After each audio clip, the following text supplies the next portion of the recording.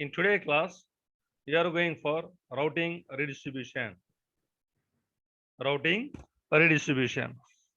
Normally, it is also known as like redistribution or route redistribution, any word.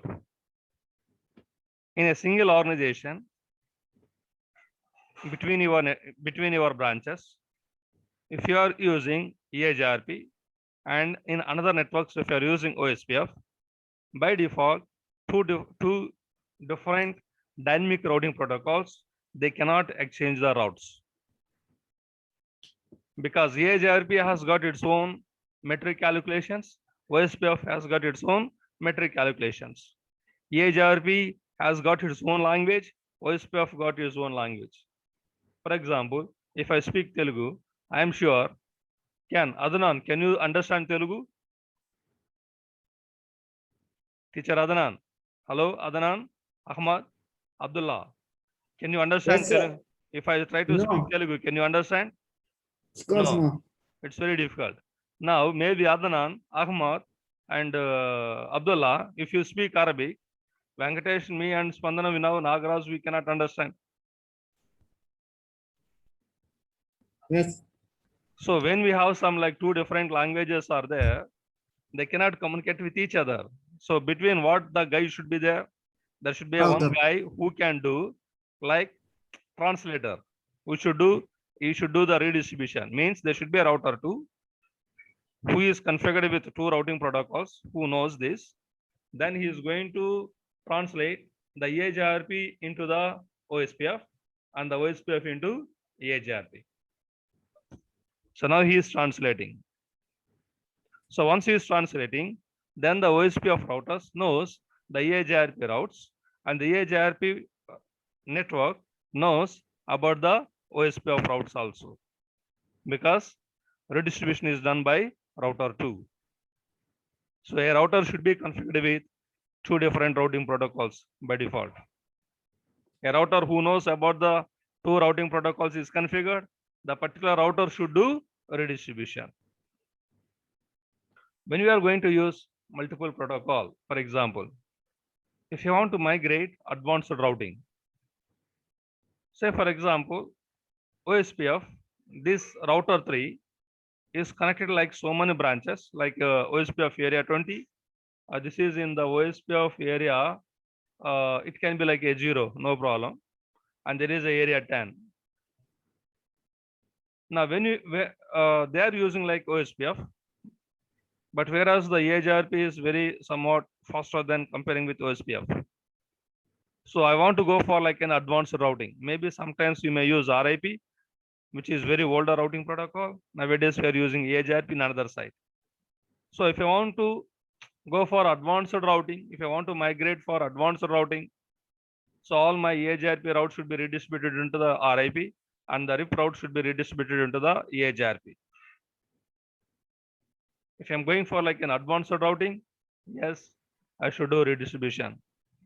And also you required a redistribution when mismatches between devices. Because Juniper, you understand the EHRP is a Cisco proprietary until 2013. So there are some other organizations who are there. Before 2013, if some networks are being configured with EHRP, like we have like Cisco devices, you can configure the EHRP. Some companies who are there before 2013, if you have some Juniper routers are there, and the Juniper routers, we cannot configure the EHRP. But now it is standardized.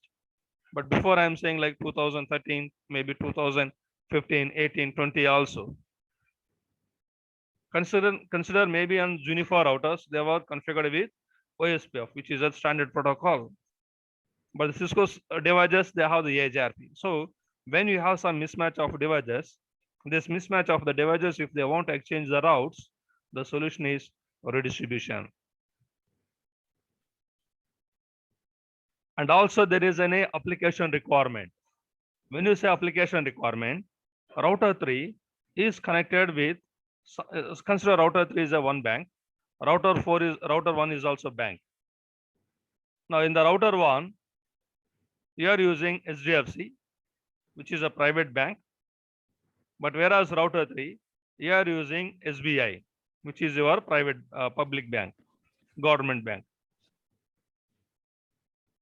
So of course, yes, when I'm going for in the private bank, you will be having more security, more advanced routing, everything should be working.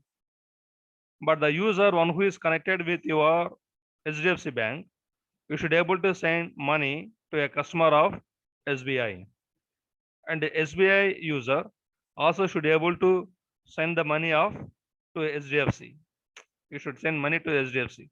So there are some applications which are running with HDFC and SBI. When they want to, they have their own database servers are there. They have their own web servers are there. And if they want to communicate with themselves in their network, they do the redistribution.